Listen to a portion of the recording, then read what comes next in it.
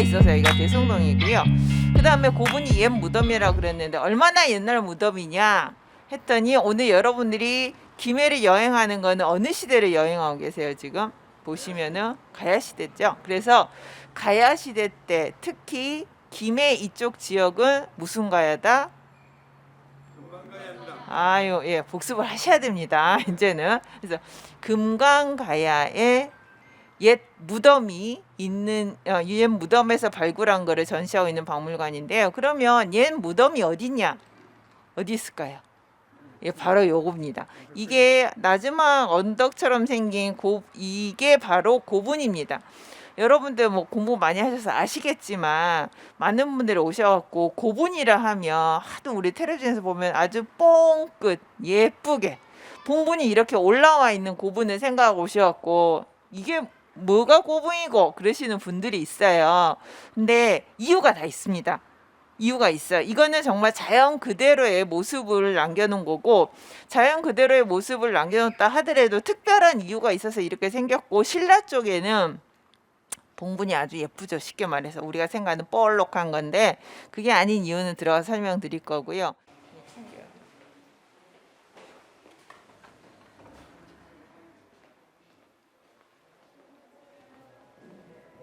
자, 여기 보이는 이 미니어처는 대성동 고분 보이시던 그 대성동 고분. 그래서 이쪽이 저기 앞에 있는 하얀색 달걀 모양으로 된 게 지금 여러분들이 계시는 대성동 고분 박물관이고요. 여기 보시는 여기 구덩이로 파여 있는 게 전부 다 가야 고분군 발굴 조사가 이루어졌던 곳입니다. 그래서 올라가실 수도 있겠지만 안 가실 수도 있으니까는 위치는 대충 이런 식으로 돼 있어서 위쪽에만 있는 게 아니라 능선에도 사실 이게 표현이 다 안 돼 있는데요. 능선 쪽으로도 고분이 다 발굴 조사되고 있습니다. 우리가 대성동 고분군이라고 하면은 사실 바로 앞에 보이는 고분만 얘기하는 게 아니라 수롱 왕릉 쪽으로 향하는 수롱원까지를 얘기하고 있는 거고요. 조금 전에 봉황동 유적지 갔다 오셨죠. 그 봉황동 유적지에서 거기서 이야기 들으신 게 거기까지가 가야시대 때는 바다였다는 얘기 들으셨죠. 그런 걸 알 수 있는 게 여러분들 잘 아시는 대동여 지도.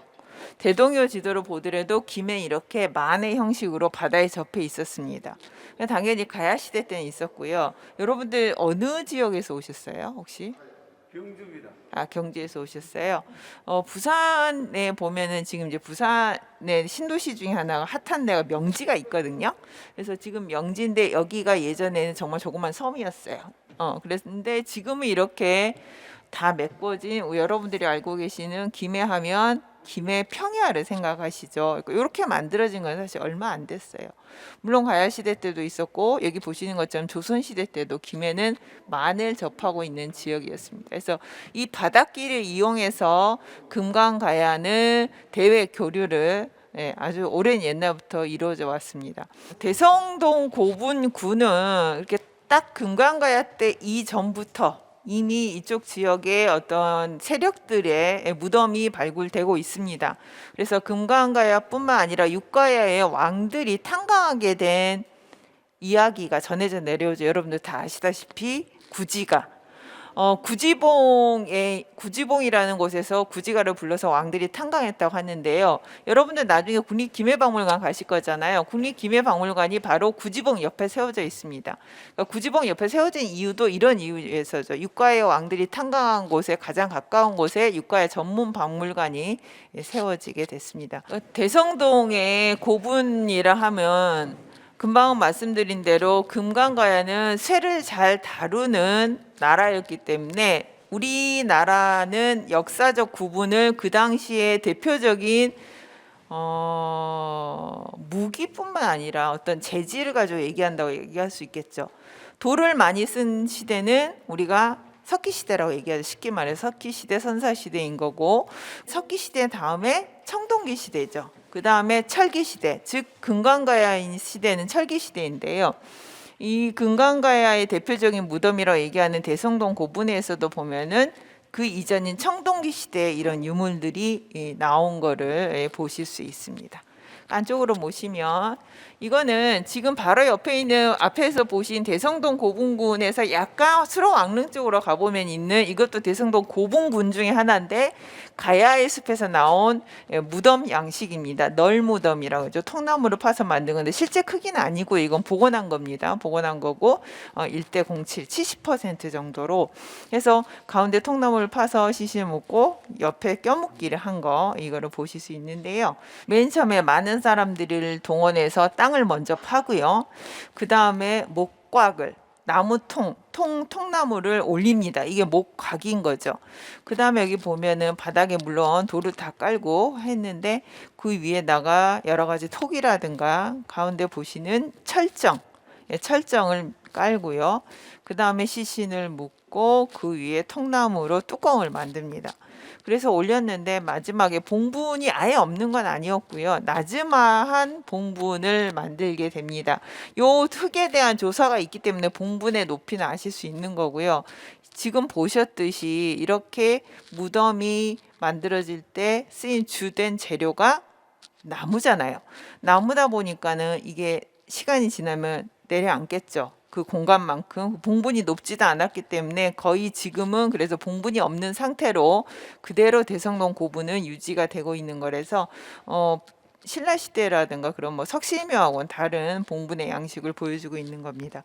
요 모양 그대로 똑같이 만들어 놓은 실제 크기의 1호분이 있는데 이쪽으로 한번 와보실게요. 유적이라든가 사적이라든가 뭐 의미가 있긴 한데 보시면은 맨 처음 발굴 조사가 이루어진 게 바로 1호분입니다. 맨 처음 삽을 떠서 금강가야의 실체를 알게 된 1호분인데 여기 보시는 것처럼 똑같아요. 이만큼을 땅을 파고 여기다가 목각을 이렇게 올리고 그 다음에 이렇게 시신을 눕히고 철정이라든가 여러 가지 톡이라든가를 넣었습니다. 여기서 보시면서 가장 큰 특징이 죽은 사람이 한 사람이 아니죠. 여러분들 아시다시피 이거는 바로 금강가야의 순장 문화를 보여주고 있는 겁니다. 예, 가운데 회색이 돌아가신 분이고 나머지 모두 6구의 시신이 나왔습니다. 네, 여기는 조금 특징적인 게 뭐냐면요. 이만큼이 다 무덤인데 이거는 발굴 당시의 모습을 그대로 재현한 겁니다. 이건 일부러 통로로 만들어 둔 거고요. 그래서 여러분들 아시다시피 금강가야의 무덤 발굴 조사는 꽤 최근이었죠. 뭐 최근이라 하면 뭐 2000년대는 아니고 1991년. 그럼 진짜 늦은 거잖아요. 그 사이에 도굴이 많이 됐어요. 그러다 보니까 남아있는 게 조금 적은 편인 거죠.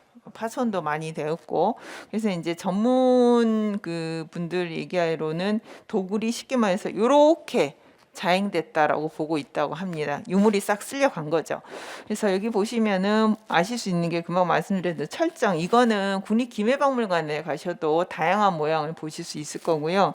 여기 보시면은 약간 바람개비 모양 애들 말하는 팽이 모양으로 생긴 이거는 바람개비 모양 청동 꾸미개입니다. 그러니까 예전에는 그냥 방패 꾸미개라 그랬는데 방패에서만 나온 게 아니고 화살통도 꾸미고 했기 때문에 꾸미개라고만 얘기를 하는데 요거는 우리나라에서 만든 게 아니라고 합니다.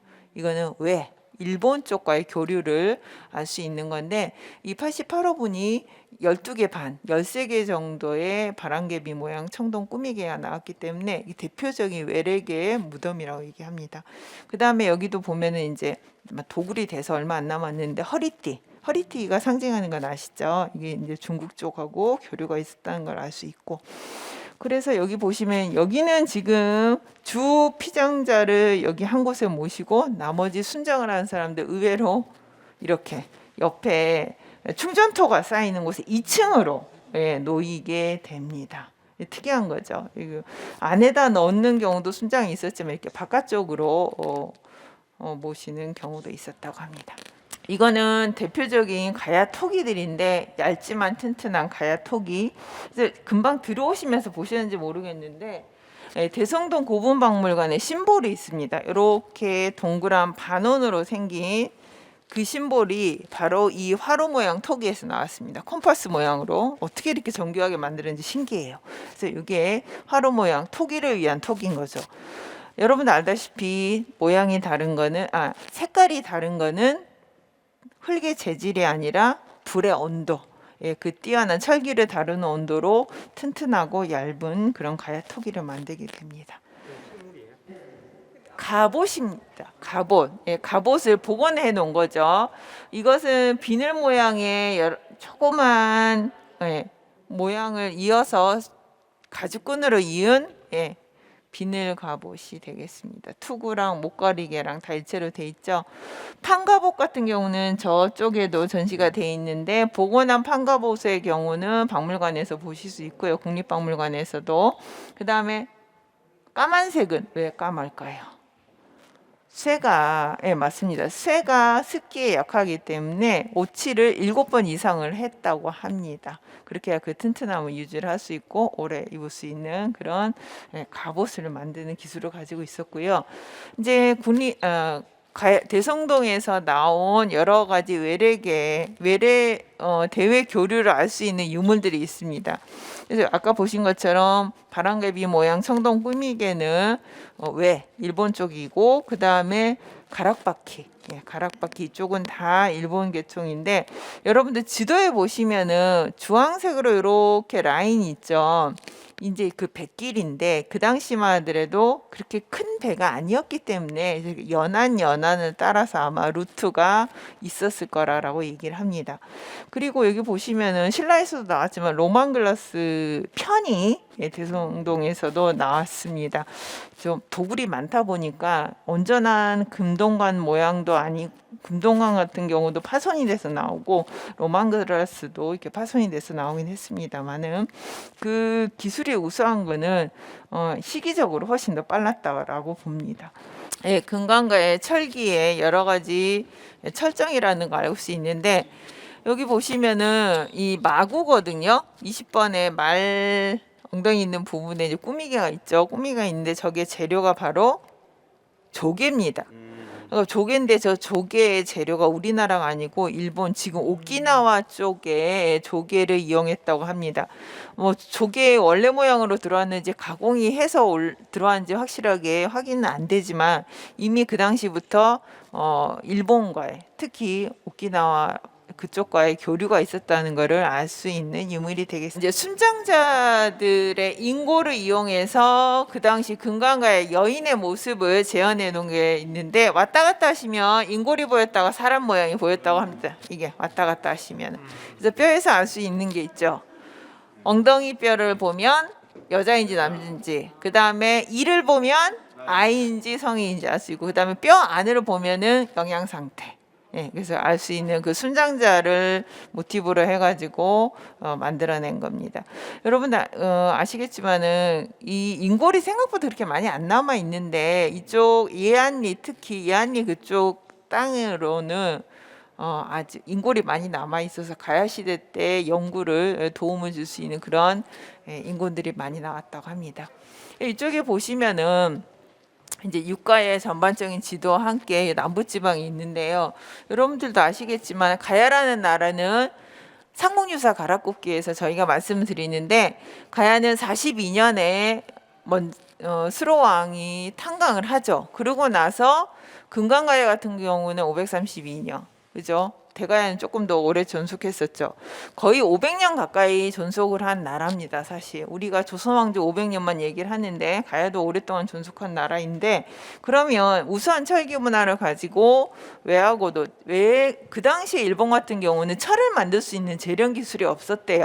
그래서 여기서 다 수입을 해갔는데, 그러면 이런 가야가 약해진 계기가 뭐냐 봤더니 고구려의 광개통 대왕의 신라 내려와서, 그죠? 신라 이쪽은 이때 많이 힘이 약해져서 금강가야에서 대가야로, 여기서 정기가야의 후기가야로 넘어가는 그런 계기가 됐던 게 광개토 대왕이라고 보고 있습니다. 금강가야에 대성동 고분군이 나옴으로 인해서 임나 일본 부서는 맞지 않는 게 된 거예요. 왜냐하면 훨씬 더 기술이 뛰어난 민족을 더 수준이 낮은 그런 나라들이 지배를 할 수 없기 때문에 임나 일본부서는 이제는 이야기하지 않습니다, 사실.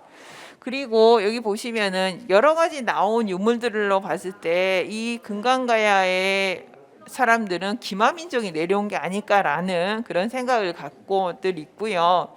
그다음에 여러분들 신라 쪽에서도 오시긴 했지만은 편으로 나오긴 했더라도 일찌감치부터 가야는 우수한 문명을 가지고 있었던 그런 나라라는 것을 알 수 있습니다.